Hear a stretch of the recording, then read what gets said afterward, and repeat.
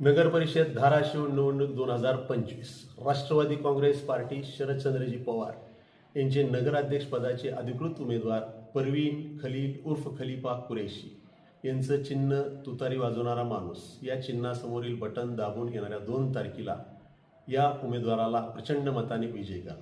तसेच राष्ट्रवादी काँग्रेस पार्टी शरदचंद्रजी पवार यांचे अधिकृत 30 उमेदवार यांचं चिन्ह तुतारी वाजवणारा माणूस या चिन्हासमोरील बटन दाबून यांना प्रचंड मताने विजय करा।